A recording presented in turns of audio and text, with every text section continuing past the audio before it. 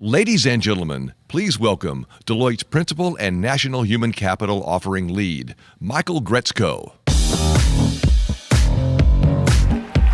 Hey. Welcome, everyone. Thanks for coming. Sorry for the little delay in our start. Thank you for joining us here in sunny and very hot Phoenix, hopefully better than some other parts of the country. This is our 12th ever Impact, and I want to welcome you to this community of HR professionals. We're really excited about the next couple days. The theme for this year is really about innovation and disruption. Let me ask all of you, I'm sure you're facing this in your workplaces. Certainly we're facing it in ours and seeing just the tremendous opportunity that it includes. And in the spirit of that disruption, we've really taken a hard look at disrupting impact this year. And there's a couple of things you're going to see throughout the course of the week.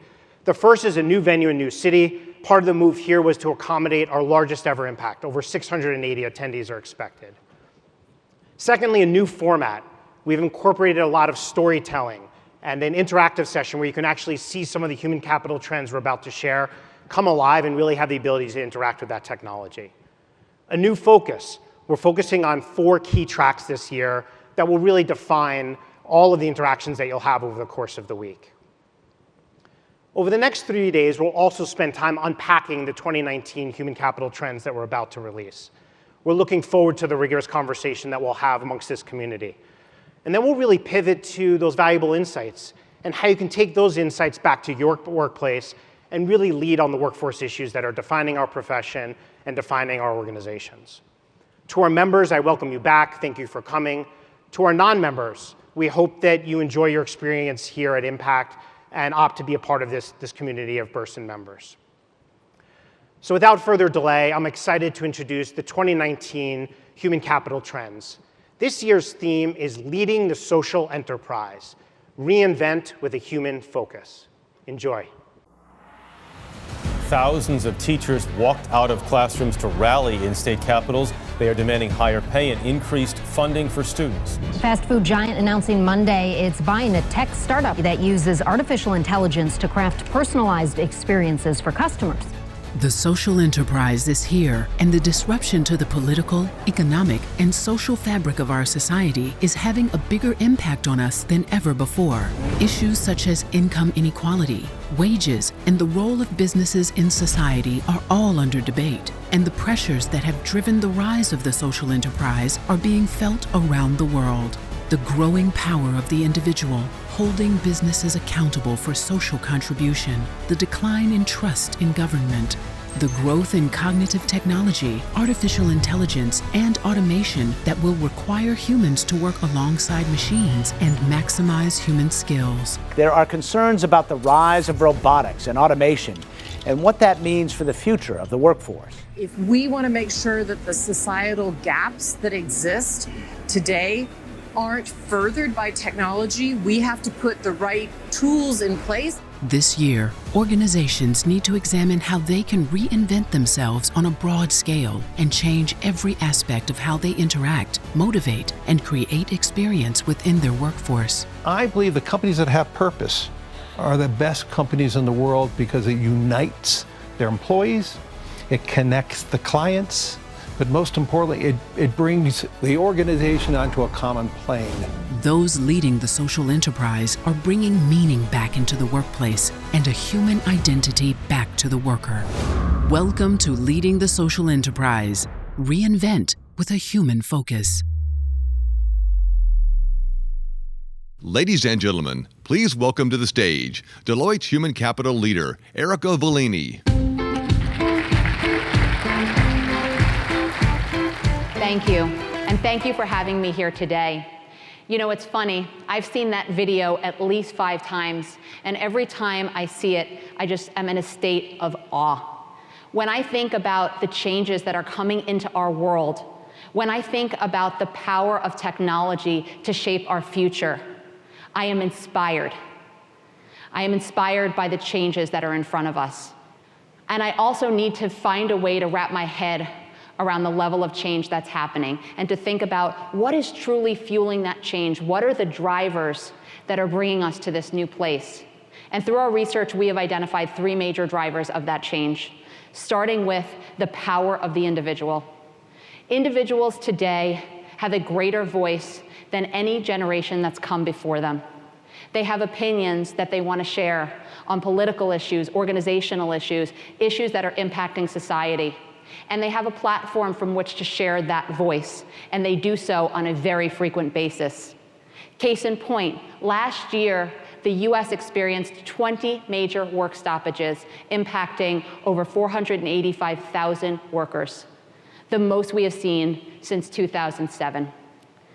The power of the individual is here, and it is here to stay. The second major driver is the decline in trust in government. And last year, the Edelman Trust Index showed us a big decline in that level of trust. And this year, the statistics were even more sobering, with 1 in every 5 of us saying the system is not working on our behalf. But the data didn't stop there, because what it also showed is that 58% of the general population of employees say that they look to their employer to be a trustworthy source of information on societal issues, putting the organization front and center as it relates to trust. And the third driver is one that we're all familiar with. It's the influx of technology and our understanding of the impact that that technology can have. Now, I don't know how many of you watched the Super Bowl, but there were 98 million viewers around the world, so I assume some of you are sitting in this room here. But what struck me most about the Super Bowl was not Tom Brady's dominant performance, which was, of course, impressive, nowhere near as impressive as Tiger Woods winning at Augusta on Sunday. I mean, wow, that was incredible. But what struck me were the commercials that played during the game, and how many of those commercials focused on the power of technology and its ability to shape our world. These drivers are the reason why we have coined a phrase, the social enterprise, to reflect a major shift that we're seeing in the way organizations approach work. Because what we recognize is that because of these drivers, because of the increase in the power of the individual, because of the decline in trust in government and the rise in the trust of organizations, and because of this influx of technology, organizations can't operate as traditional business enterprises anymore. Organizations have to work differently. They have to move from an enterprise focus to an ecosystem focus through increased collaboration with the external environment. And internally, they need to make a shift as well. They need to move from being siloed and functionally oriented to working symphonically as a team across organizational boundaries. Because today's challenges require more collaboration and more engagement than we've ever seen before. And the good news is that organizations are responding to this call to action. And they're responding with a focus on corporate responsibility, social impact, and ultimately, purpose. Purpose is important because as we think back to those drivers, purpose is what gives those individuals with those strong voices something to hold on to. It is answering the call for organizations to do more in the face of the decline in the trust in government. And it is giving people a lens into the mission and values of the organization at a time when it feels like all we talk about these days is technology. But a focus on purpose isn't enough. See, purpose is about and for the organization. And that is precisely where it can fall short. It inspires, it guides us, it gives us a framework for the future, but it does not address the day-to-day realities that the worker is facing in their jobs. And it doesn't answer the question that workers have, which is, what is my role in the future of work going to be? That question can only be answered by focusing on meaning. See, meaning is humanistic. Meaning is individual. Meaning is personal. And in today's workplace, it is the human element that needs to be addressed. I know you're probably all surprised to see a picture of a baby up on the screen, but you see, meaning has taken on a whole new definition for me, because 6 months ago, I gave birth to my first child, a son named Robbie. And after 20 plus years of being at Deloitte, I can tell you that I know what our organization's purpose is. It's to make an impact that matters. And for 20 years, I have rallied around that purpose. I love that purpose. I have shared that purpose as a leader with our employees. And I admire our leaders like our global CEO who put it out there every single day and celebrate it so that all of us know what it is. But when I returned from maternity leave, I realized I needed something more. I needed to know what my place was after 6 months of being away. More than 10 times the amount of time I had been away from the firm before. Did I have a place? And was I going to feel comfortable in that place? I needed to know what the value of the work I was doing was, because every single minute I spent at work was a minute away from my son. And I knew I needed to understand my path moving forward, because all of a sudden, my future was not just about me. And as a leader, I realized that I also needed to provide that sense of meaning to my employees. And I recognized that bringing meaning back to work, that is truly the organizational mandate of our time. Now, not every worker is going on maternity leave or paternity leave or experiencing a major life event. I know that. But every single worker is going through massive change right now at work. That is because technology, whether it's coming in the form of AI or cognitive or robotics, is coming into the workplace faster than ever. And it is impacting our identities at work. It can nudge us on how we should behave. It can use algorithms to calculate how we should do work that maybe we've been doing for 5 or 10 years. It can survey us to understand what we're thinking, and it can sense what we're going to do next. And that technology is powerful. That technology is so good. It is what is going to move our world forward in ways that we cannot even imagine. But it also will force us to address the most important question that organizations need to ask themselves if they truly want to capitalize on the power of that technology. The question I talked about earlier: how can we bring meaning back into work? Now, meaning is a tricky concept. I bet if I asked all of you around this room, I would get 650 different answers in terms of what meaning is about.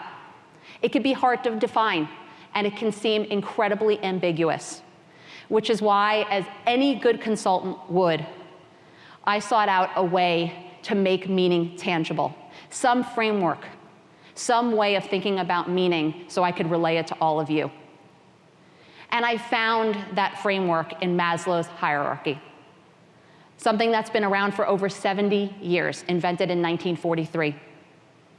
And I'm not using this framework to philosophize about whether each of these 5 areas should go in sequential levels. And I'm not going to talk about whether the narrowing of the pyramid makes sense and whether some people will never self-actualize, which, by the way, is not something that I believe. And I'm not going to enter the debate that was started a couple of days ago about whether Maslow actually invented this hierarchy. None of that is relevant. What is relevant about this hierarchy is that these 5 levels help us to define meaning in a tangible way. And it also helps us to pinpoint where we need to focus if we want to provide meaning back to work.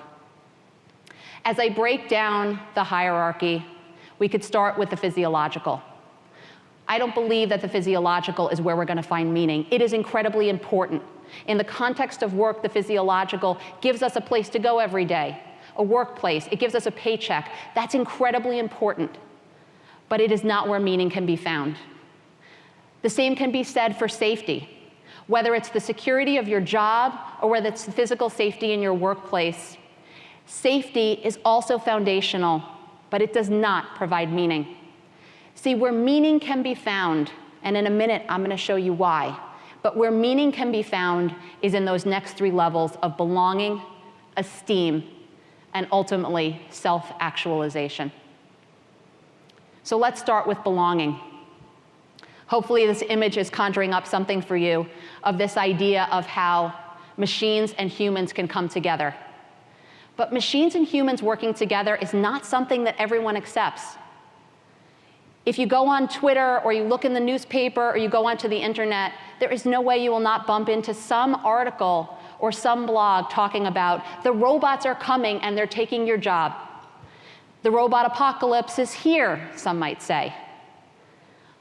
But I don't believe that. See, I believe in the power of machines and humans working together.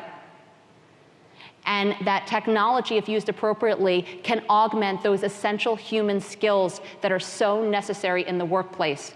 And I think we're seeing example after example of the power of this collaboration every single day.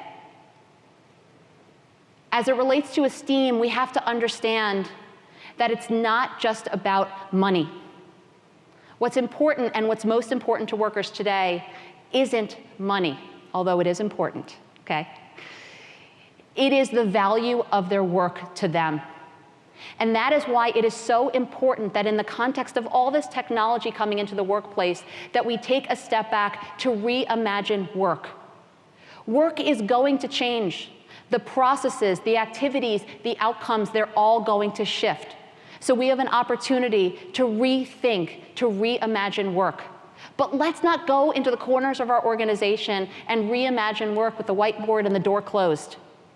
Let's engage our workers in reimagining that work.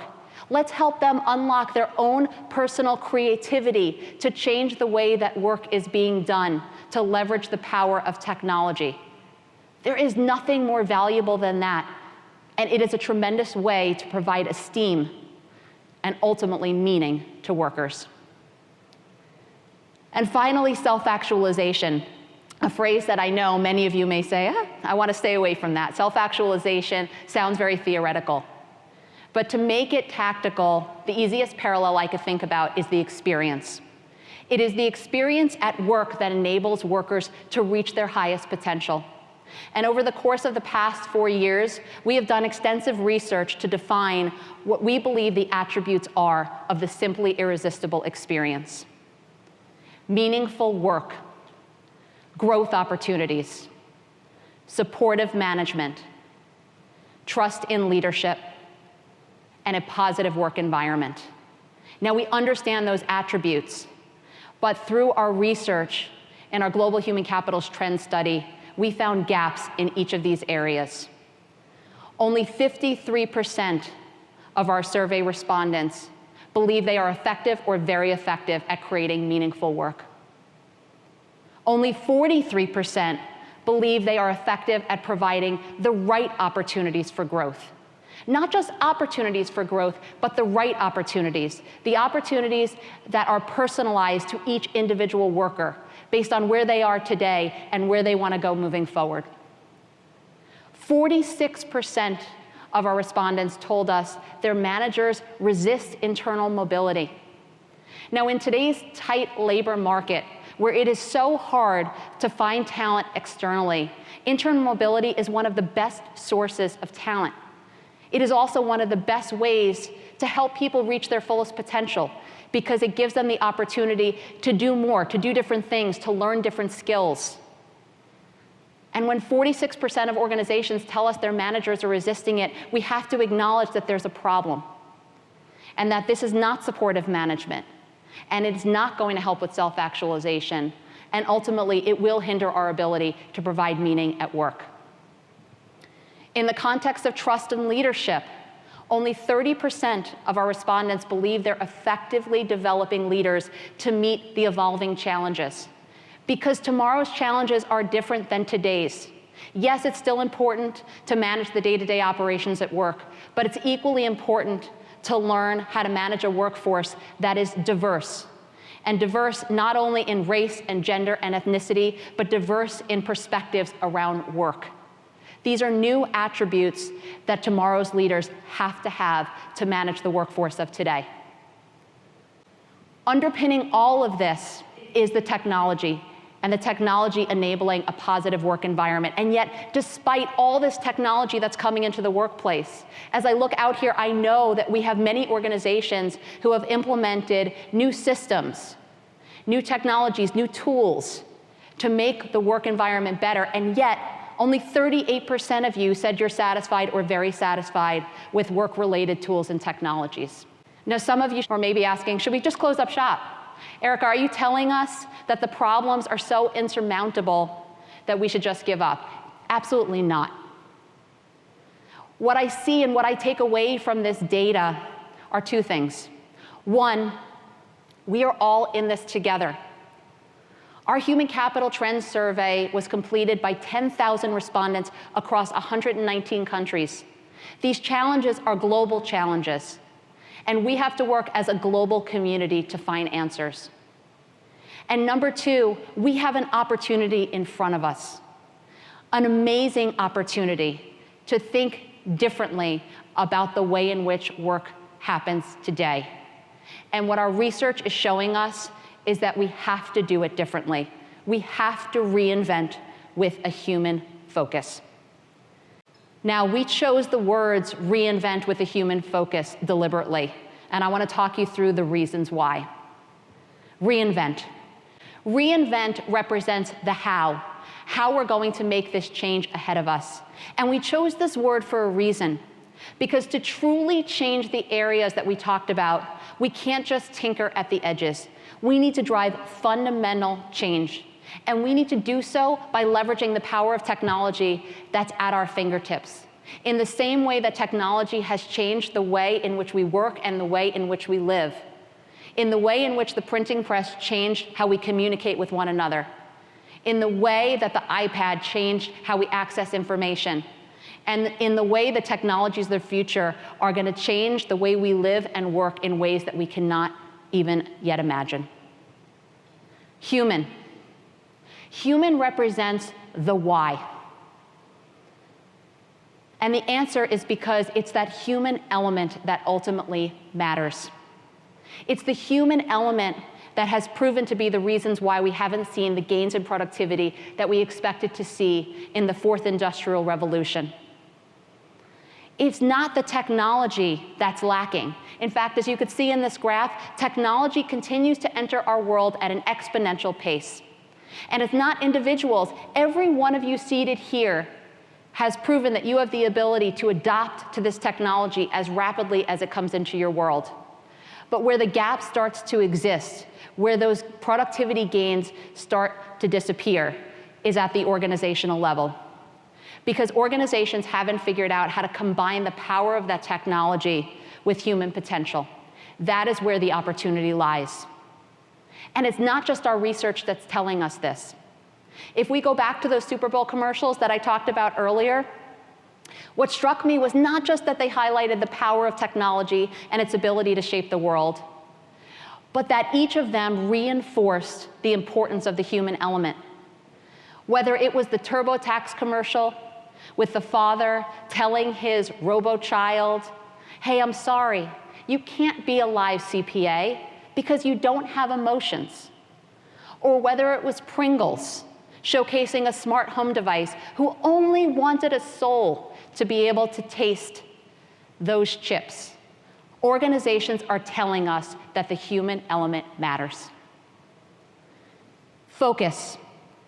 Focus represents the where. And as we go back to meaning in the areas of belonging, esteem, and self-actualization, we realize that the where needs to be broader than HR. It needs to include all of us. It needs to be about the workforce and what the future of the workforce is going to be. It needs to be about the organization and what the future of the organization is going to look like. And it needs to be about HR and how the future of HR is going to help to shape the future that we're all going to live in at work. And it needs to be owned by the entire organization and every single leader, from the CEO to the CFO to the CIO to the CMO and ultimately to the CHRO. It is a phenomenal opportunity for organizations like yours to work together symphonically. an element that truly characterizes what it means to be a social enterprise. As it relates to the future of the workforce, providing meaning implies creating a sense of belonging that's missing in an age where we continue to talk about robots taking our jobs and workers are wondering, where's their place? It means recognizing that the fastest growing segment of today's workforce, the alternative workforce, can't be kept on the sidelines because it's now mainstream and we need to manage it accordingly.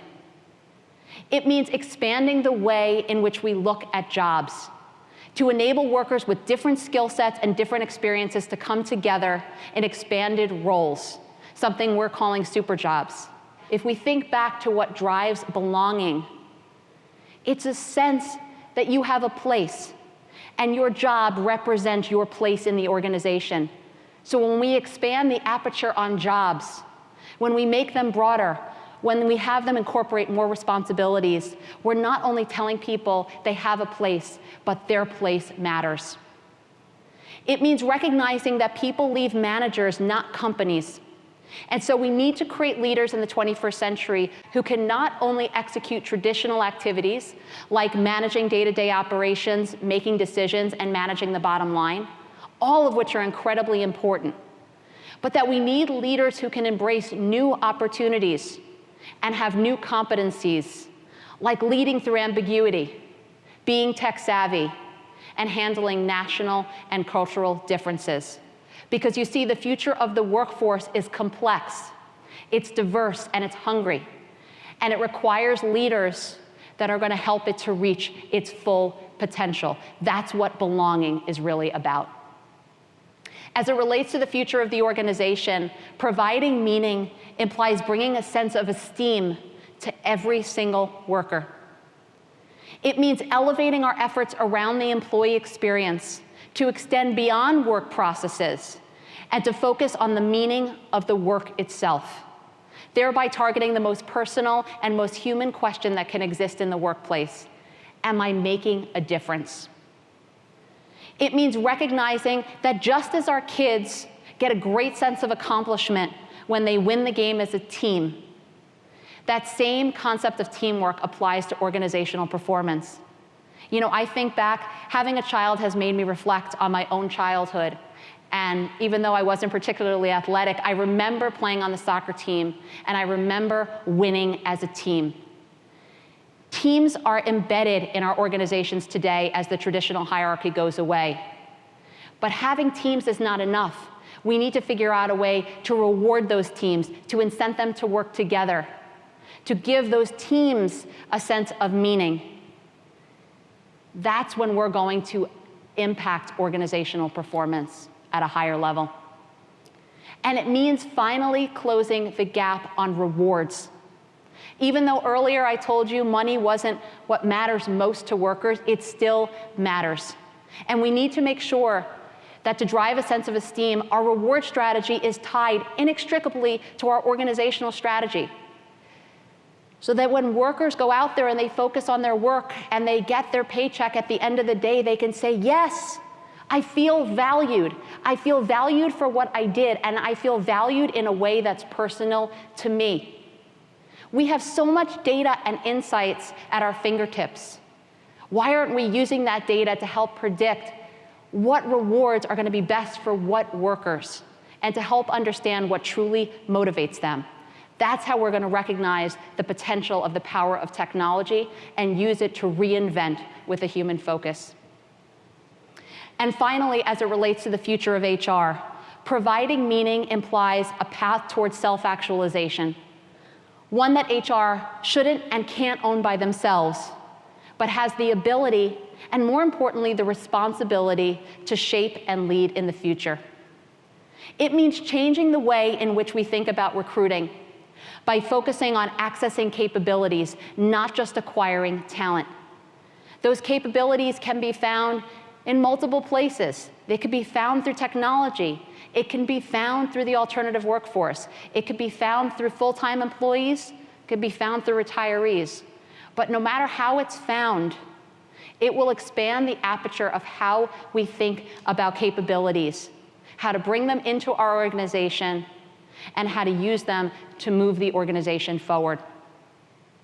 It means looking at learning not as training on a single topic or function, but as a new way of working, one that embeds the acquisition of knowledge, skills, and abilities not only into the flow of work, but into the flow of life. There is nothing more personal than learning in today's world. As individuals are living longer and living 100-year lives, people can have 50 to 60-year careers. And in the context of an organization typically lasting only 15, that means individuals are going to have to go to multiple organizations across their career. And how are they going to do that? By knowing that they have learned the skills that are going to keep them employed not only today, but tomorrow and into the future. That is how we're going to help workers self-actualize, how we're going to help them fulfill their highest potential. And it means recognizing that in today's incredibly tight labor market, where we have more job openings than unemployed people, we cannot just rely on the external talent market, but we have to look within our own organizations where the talent exists and give our current workers the opportunity to grow, to develop, to take on new challenges.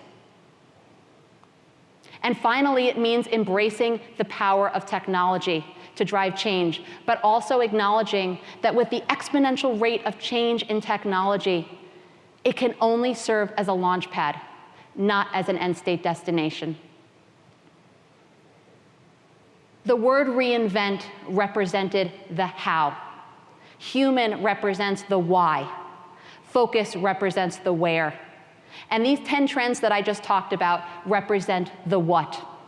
What we together need to reinvent to ignite human focus, to instill a sense of meaning, and to exist in a digital age where profits meet purpose, talent trumps technology, and the social enterprise reigns supreme. Thank you. And with that, I'd like to delve into these trends a little bit more and invite our esteemed panel to the stage.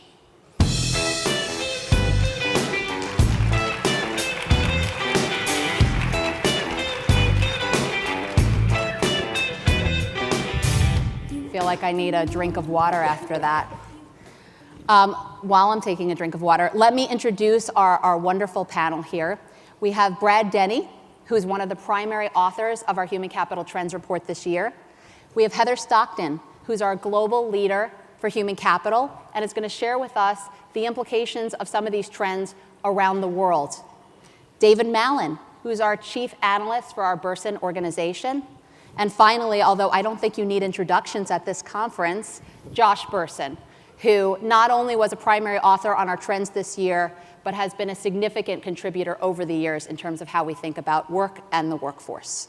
Thank you, Brad, Heather, David, and Josh for joining us. Thank you. Okay, I want to start talking about the difference between purpose and meaning. I think a lot of people heard what I said, but probably are still thinking, is there really a difference? Brad, maybe you could start by explaining why should leaders think about meaning as less of an aspiration and more about a critical business imperative? Sure. Thanks, Erica. When I think of meaning, it's really, and you touched on it, I thought, very well, it's about the belonging, the self-esteem aspects. It's about driving that into the fundamental nature of the organization. It's making it personal, things such as personalized rewards, so that I, as an employee, as a worker, feel like I'm being rewarded in ways that truly mean something to me. It might be very different than what it means to you. It's things like lifelong learning or learning in the flow of life, so that as I work day to day in the very nature of what I do, maybe it's not pulling me out to do training, but it's learning about new skills, new things as part of my job. So every day I get better. I get a little bit more marketable, but I get better. That creates meaning. Ultimately, it's about mobility, talent mobility, knowing that I can grow what I do within the company in which I work. Right? So these are all very personal, and meaning is personal, whereas you talked about purpose. Purpose is really organizational. And a little plug, if I can, for the Human Capital Trends app, which, by the way, if you all just go It's trendsapp.deloitte.com. It has the entire report out there and a lot of really great videos. We have a whole huge team behind us that pulls this together. And Michael Dell, I think, sums up the difference probably far better than I could, talking about at Dell what the difference is between purpose and meaning. And so let's get some hits on our app, and you can see that video. You know, I was going to ask you what that bridge was. You did very well. Okay. You almost lost me on the app, but you brought it back with Michael Dell. I like it. So Heather, as the global human capital leader, can you give us a sense as to how this is being translated around the world? Is this just a US point of view, or do you see this translating globally? Absolutely not. I mean, when you look around the world and you look at the whole issue of sort of decreasing trust in government, you look at the yellow vests, you look at what's happening around the world, not only in the US. You look at productivity declining, and you look at the rate that technology is coming in. Why isn't productivity increasing? Part of what needs to happen is, we've got an example of 4 companies are spending more than $2 billion in reskilling, both people inside their organization and outside their organization. And the reason they're doing that is that they have, a responsibility to prepare their workforce. They need to do that, but they also have to prepare the workforce coming in. And as you think about people coming into an organization, it's easier for them, as Erica said, to find a job than it is outside than it is inside. And so organizations have to marry this whole concept of shareholder returns with purpose and then meaning. Why is someone doing the job, and how do you personalize it for them? And it doesn't matter where you go in the world, everybody's struggling with this. The struggles are different based on what's happening in the economy. But this is a call to action. It's no longer good enough to just focus on shareholder returns. There's, as you were talking through and talking about the investment in learning of those 4 companies, last week Michael, Stefan, and I were speaking at the Next Gen CHRO Academy down at Deloitte University, and we were in that awkward spot talking about the 2018 trends and not trying to talk about the 2019 because they weren't out, and found out we can tap dance fairly well. But one of the things that came up is we're asking companies there what they've done as social enterprises. Unbeknownst to them, they were actually talking about meaning. And one of them had a phenomenal example. They're a global company that sources seasonal workforces for companies. So they're literally around the entire globe, massive workforce, and they had a tremendous turnover problem. Yeah. Hundreds of percent, not 100%, hundreds of percent. And what they did is they started to bring in continuing education for the workers, wherever they happen to be, life skills, skills that would help them, yes, in what they're doing, but also more broadly. And what they found is it became so meaningful to those employees that even if they didn't come back the following year, they self-recruited their replacements from their own villages. So that massive issue that they had that impacted shareholder value suddenly disappeared because they were driving meaning into their employees' lives. I love that story, and I bet if we polled the audience here, we would find there are many other organizations that can demonstrate something similar. So I want to switch gears for a minute and Josh, tap into a bit of your expertise around one of the concepts we presented called super jobs. Now, super jobs aren't just a nice term we created, right? They're something that we see evolving in the workplace. And it's interesting because it's a little bit different than I think what people are feeling, right? All this AI and cognitive and robotics technology, a lot of people are talking about it's going to do away with jobs altogether, right? The robot apocalypse is coming. How do you contrast that fear and that call to action around robots taking our jobs with the advent of super jobs potentially emerging? Well, I mean, I think it's pretty clear to all of us that all of those scare tactics that came from the Oxford study were wrong. That didn't happen. There's so many jobs, we don't have enough people. I'm going to share some of that data tomorrow. And the more automation that takes place, and we've seen this in the data, the more human-like the jobs become. So the social communication, complex thinking, what we call soft skills are becoming more and more and more valuable. And I'm going to show you guys some data on this tomorrow. And so these super jobs are jobs that we don't recognize necessarily in our job descriptions. We don't have them in our job catalogs. They're sometimes called coordinators or analysts or designers, or they're jobs that allow people to use data and use information coming out of these machines to do new things. And it's happening across, in every industry. In healthcare, the people that used to read the x-rays are now interpreting the data and doing smarter things because the machine is telling them things they didn't know before. So it's really a wonderful thing for all of us because these jobs that are being created are better. Now, the big issue is how do you get there from here if you're in one of the routine jobs, and we'll talk about that a little bit later. So it's a pretty interesting thing, and I think it's great that we're past this discussion that all the jobs are going away. I think we can stop reading those articles. We could stop reading them, but I don't know if people are going to stop writing them because I just saw one yesterday that Well, said, I'm going to give you guys some data tomorrow on why that's not a problem, but I'm not going to give you the secret yet. Okay, I love some it. Stuff Tee us coming. up for tomorrow. Yeah. Excellent. I think it's about telling a different story too. One of the things I love about the super job concept is we're getting, let's just put, since let's say the assembly line, we've worked in organizations where we essentially broke the story up into separate parts, and most of us we weren't involved in the whole story. But these super jobs are now returning to a place where we actually can be part of the beginning, the middle, and end, and we can see what it is we're doing, which meaning brings us back to that meaning. I totally agree. And I think one of the questions that people in the audience might be thinking is, why are super jobs emerging now? I mean, is this just about piling work on top of work and getting us back to the overwhelmed employee? What's the difference now that we're seeing? So I think the big difference now is technology is enabling these super jobs. A great example would be, a bank looking at investment advisors and saying, part of their job is to actually help understand future income and are people employable. And so they're looking at taking the investment advisor skills and marrying that with career coaching so that they can actually look at the people that they're going to work with and understand how they're employable. We're going to see more and more of that as technology enables us to do things differently.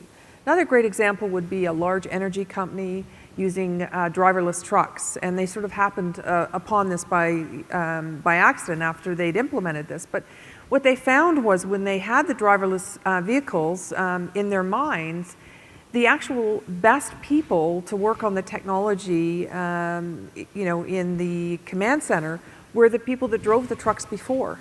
And again, what you naturally go to is the people that have the technical competency, but you wouldn't imagine that somebody had truck driving skills, would be the best person. So I think for all of us, we need to look at how technology is enabling us to take very different skills and actually create these super jobs.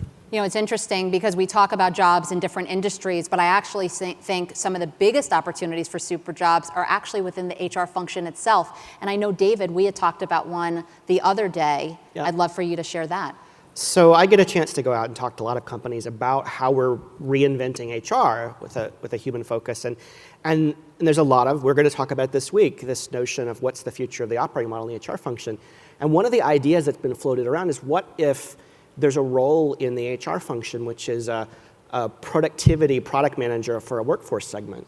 So rather than having somebody who's only seeing through the separate HR lenses we're used to dealing with of learning and talent acquisition and so forth, someone who, for a particular audience, let's say salespeople, they own soup to nuts, the productivity of that group, and they're collecting, like any good product manager, they're collecting all the data to know about that audience, know what makes them tick, what's in their environment, to know in advance where they're going to need some help. How do we keep them as productive and well and the like as possible? You're connecting a lot of dots, and again, letting this one role take advantage of technology to see a much bigger picture.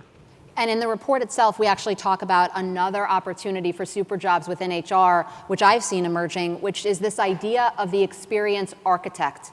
Right? If we think about traditional shared services organizations, you kind of have tier 0, tier 1, tier 2, and then you have the business partners. And everyone's focusing on a portion of the experience.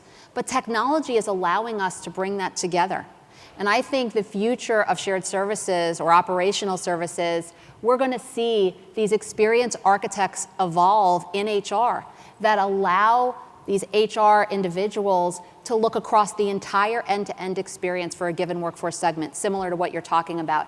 I mean, these are the types of opportunities that get me excited, because if super jobs come into play, and Josh, you alluded to this, not only does it give our workers more meaning, because it gives them more opportunity for advancement and more room to grow, but it actually creates a sense of urgency in terms of investing in skills of lower wage workers, which is another societal issue we need to address. Well, and it gets into the issue of leadership, but I know is one of the things we're going to talk about, is that we have to give people the flexibility to move from the role they're in into this new hybrid, super job, high value role. And actually we got a bunch of stuff in the way preventing us from doing that. What was it, 60% of something, employees say their managers won't let them change jobs. It was up there. I mean, this stuff's, we're a little bit part of the problem in HR, and I think we have to be part of the solution. So that's one of the reasons that I think this issue of trust exists, is people want to make sure their company will give them the opportunity to move where they want to go. You know, it's fascinating. As I was preparing this presentation, I said, well, let me come up with just a few statistics that tell us that belonging and esteem and self-actualization are problems. And it actually turned out that my biggest issue was there were too many statistics to make that point. And some of the statistics, like the one you mentioned, 56% of organizations say their managers resist internal mobility. That is jarring when you actually think about it. Right. I mean, here we are in this war for talent, knowing we have to move people around, and yet, in addition to broken processes and broken technology, which is there in the internal mobility space, you have your managers actually being a barrier. Well, and I don't think that's anybody's fault. I think we actually taught them to do that. In maybe the Impact 10 years ago, we were talking about that. Because we taught them, and I went to a company that told me this, that your job as a manager is to sponsor your people and to manage their careers for them. And now the people are saying, I don't want your opinion. I know what I want to do. I want to go interview for that job. You're in the way, or give me a hand. And that's the new role of management and leadership, is to empower people to find their mission and their purpose in the role, in the right organization, in that role in the organization. That's a big difference from management stuff that we taught people not too long ago. It's a huge difference, and the incentive structure isn't supporting it. I mean, our survey found, and I can't remember the percentage off the top of my head, that our rewards are not based on teams, and they're not based on incentivizing people to move around. And yet, every organization is trying to become team-centric, and every organization is trying to become mobile. That puts the problem really into context. Absolutely. So let's talk about, we talked about leadership, we talked about rewards, we hit on super jobs. We actually didn't hit on our #1 trend this year, which is learning. David, we just had this whole conversation around meaning. And with that in mind, I'd like to understand what you think about learning. Self-actualization is really all about learning when it comes down to it. Why do you think learning is emerging as the top trend? And why and how can we recode learning into the flow of life?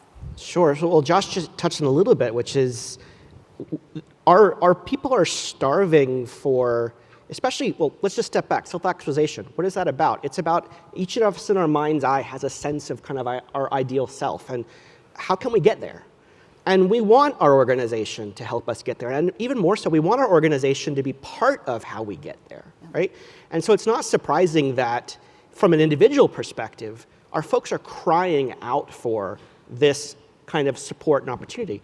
From the organization's perspective, we want this mobility. So we want to be able to know that we have the right people to put into the right roles. So it's not surprising from an organizational perspective that organizations are crying out, realizing that the entire apparatus for how we grow skills is just not doing what it's supposed to do. So you put those two things together, and yet, learning in the flow of life. Guess what? Learning was already in life. We learn every day. We learn all the time. It's the organization waking up to the fact that we as individuals are constantly learning, but let me put it this way, even today's hyper-threaded career world, you're only change job titles every once in a while. But every day, every week, you have moments that are career determinant. You have moments that have an actual material effect on your ability to grow. The problem is that the 99% of them, you aren't aware of when they happen. So you don't know if those moments are actually going to help you get where you want to go, and the organization really doesn't know that they're going to help you get where they want you to go. So how do we, as an organization, help the individual and the team and the manager and the wider work groups to just be mindful about all those moments And when we do need to give you a resource, how do we get to know your world so well that we anticipate where you're going to need something, and we stage resources around you so basically you think we're a mind reader and you stub your toe on it when you need it, right? That's recoding learning in the flow of life. We have to be careful because it's not about consumption.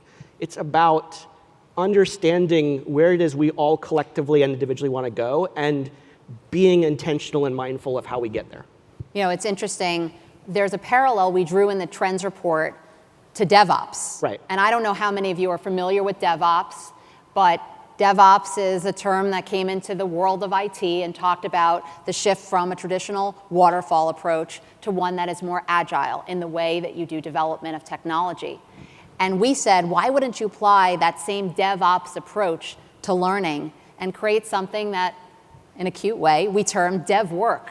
The idea that there has to be this intersection between work and learning. So to your point, it's not, oh, I need to learn, let me go out to this LMS and go purchase content or find the right module, but instead it's, wow, this learning just appeared. I stubbed my toe on this perfect learning for the work I'm doing right now. And Josh, you just wrote a great blog about the emergence of learning experience platforms, which I think are enabling that shift.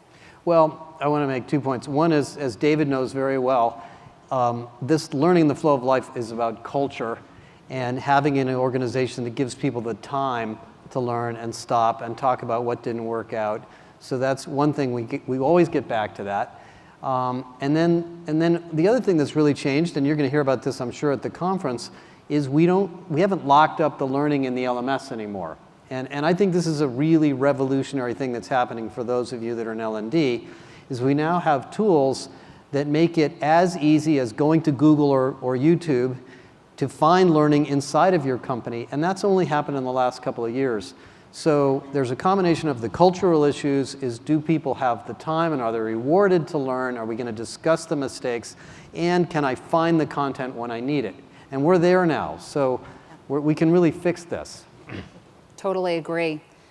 So we hit on a little bit internal mobility, but I want to talk about that some more because it's fascinating, and we see this in the US, and Heather, I believe it's happening globally. The talent markets are tight. I mean, they're incredibly tight.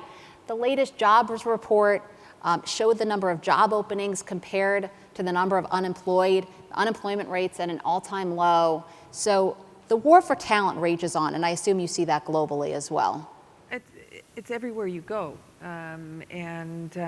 know, the problem is organizations have not opened up the aperture around moving people around and making that just part of the DNA, and they're still spending so much money on bringing people in and exiting people out.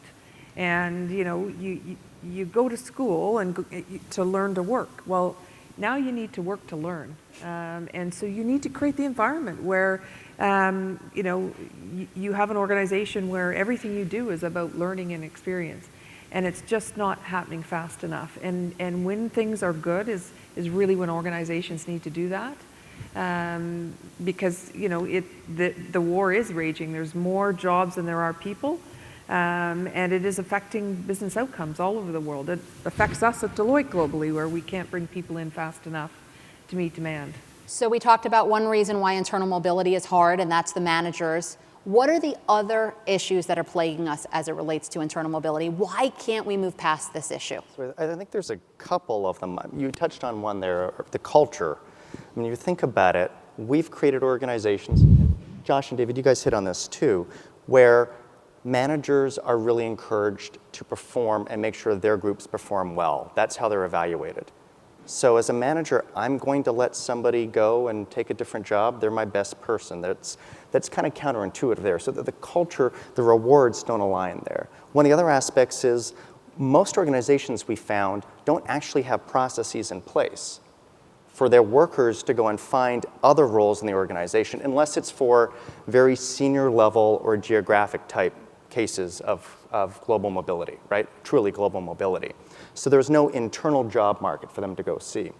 They can't find them, and when they do, there is no process to do that. So it's really become this cultural and structural imperative blocking from doing it, which it should be pretty easy because you've got your best folks already that know the culture of your company, your organization. Right. They might need a little bit of fine-tuning here and there, a little bit of learning to get to the next point, but it's far cheaper if you can find somebody close and move them to the other location, the other spot, the other job, the other role, than to actually go to the outside, get somebody untested who might or might not exist, and 3 or 4 or 5 or 10 other companies are looking for that same person. So it's really, at the end of the day, that culture and those structural barriers that are in place. So does this mean talent acquisition is over? I mean, David, we just produced our latest Barron maturity model around talent acquisition. What do we see evolving in that area? Well, certainly picking up on this wider topic of meaning, I think we see organizations realizing that they have to be looking for different things. They have to be looking for people, looking for things like mindset and culture, almost as, if not more so than they look for traditional notions of skill and competency. But that said, I think this connects it back to the super jobs topic as well. We're slowly, through the use of these new technologies, which are not just reinventing the rest of work, they're actually reinventing the acquisition function as well. We're using these new technologies to help us better understand what good is when we find it and what it is we're looking for in the first place, to break down work, to think about work differently as outcome, to separate work design from role design and so on, all those things all in. Because here's the thing, for as long as we've been hiring people, we've been lazy. And we've been using proxies to know if someone was good at something. That's why your hiring managers tell you they have to have a certain degree from a certain university, they have to have 10 years of experience, they have to have done this, this, and this, the so-called purple squirrel, right? The problem is if that's what we're looking for, we're never going to find them, right? That's our challenge. But now we're using these new technologies, thinking about work differently. It allows us to recognize what actually will make someone successful to grow a certain capability, and to expand even what we even mean by capability. So we move from scarcity to abundance. We actually have a much better chance of actually finding what we need. There's a great example when we were writing the report that we came across.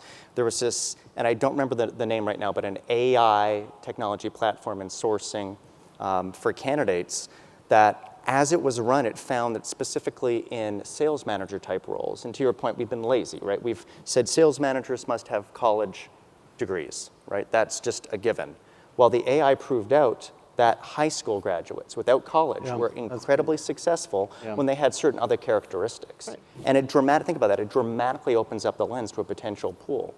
It's a very tangible opportunity. Yeah, I was I have one example on this. I was just with the head of HR at Bertelsmann last week, and they did this big assessment of digital skills, and they're a publishing company, so everybody needs to be digital all over the place. And they found out that they had, thousands and thousands of roles that needed digital skills. So they said, okay, let's go hire people. There aren't that many to hire. There's no way we're ever going to hire that many people. So then they did another project, and they went back and they assessed the college degrees, the current skills in the workforce. Sure, they have all sorts of math majors, they have all sorts of people that know technology, scientists, people who studied engineering. They found out that within 6 to 9 months, they could create almost all the roles they needed internally, but they had to move people out of these siloed groups.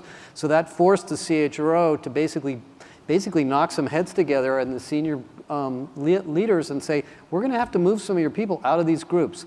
That's what companies need to do.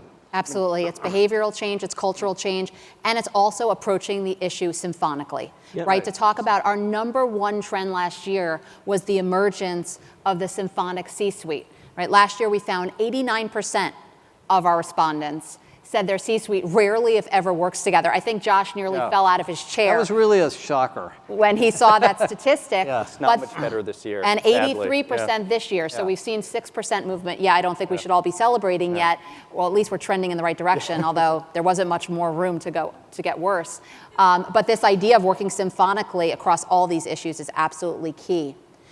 So when you think about purpose and meaning, and you think about how many people in the world that we live in now may or may not have access to education, right? The divide is getting greater and greater. We're seeing more companies around the world actually tap into younger students, bring them into the organization, and actually give them their education at a company. I think we're going to see more and more of that, and talk about giving, defining purpose and creating meaning for these individuals. I just think that's part of what we're going to have to do to solve some of this. Yeah, no question about it. Education has to be addressed. So we've talked about learning, we've talked about leadership, we've talked about jobs, we've talked about rewards. Almost everything in the organization, it feels like we're saying it needs to change. You guys are probably leaving saying, headline, Deloitte says, change everything. That's not that easy, and that's not what we're saying. But we are saying reinvention is necessary. Heather, give us some perspective on how an organization can get started with this incredibly daunting task in front of them. So 2 comments. I do think it actually starts with everybody in this room, myself included. I think you need to chart your path around your own reinvention. I think that's really, really important, and too many of us do not do it. It doesn't matter what stage you are in your career. And I think the second thing is you've got to pick something and completely recode it. We are tinkering everywhere. We're doing small fixes everywhere. I call it the cottage industry of trying RPA and trying AI. We have to stop that. We have to actually pick something that matters to our business and actually recode it end to end. That's where I would start. I think that's great advice. So unfortunately, we're at our end of our time for our panel. But David, I wanted to end with you because this is a big topic and there's a lot to discuss. And everyone here is going to be around for the next 3 days. So I'd love for you to share, how is this conversation around reinventing with a human focus going to continue? Absolutely. Well, so first off, I'll take this is my first time on the stage with you all to welcome you to our 12th Impact. I think you're going to find, we always love it when a plan comes together, right? I think you're going to find over the next 2 days the opportunity to go deeper on pretty much everything that we've talked about here today. I think you're gonna get the opportunity to hear from us and the Barron team in our research for example, how we are reinventing the HR function specifically with a human focus. You're going to hear about our research with regards to organizations and teaming and the organization performance as a team sport. And you're going to hear our latest work on what it means to bring meaning to your workforce and a workforce experience. You can do all of that. Of course, we have a tremendous slate this year of you all coming and sharing your stories on all these topics as well. So you have plenty of opportunities to do that. And of course, we try to always create a lot of space for you to network and to connect with each other. So I encourage you to do it. I think you're across the board, you will not be starved for lots of opportunities to look at how you can reinvent. And we do use that word intentionally to the point there is that it's, for example, even on something like a topic like performance management, where a couple of years ago, you might be forgiven to think, oh yeah, we've been there, done that, we've all worked in performance management. And in actuality, we're finding that's not the case at all. Many of you went and jumped off cliffs, and now you're trying to figure out how to get out of the hole you jumped into because we did think we could just fix it incrementally. We thought we could just test a few things. And no, in fact, what we really do need is a performance process that is human. And so, those are it's one example amongst many where you will get a chance to engage on the topic. So lots to look forward to. So you've heard it here first. 2019 Global Human Capital Trends Report, nearly 10,000 respondents across 119 countries, all telling us that in order to lead in the age of the social enterprise, we must reinvent with a human focus. We must take all those timeless human capital topics like learning, leadership, rewards, jobs, experience, and we need to leverage the power of technology to bring the human element back to work. I look forward to continuing the discussion, and I want to thank our panel for a great 40 minutes just now. And with that, enjoy the conference.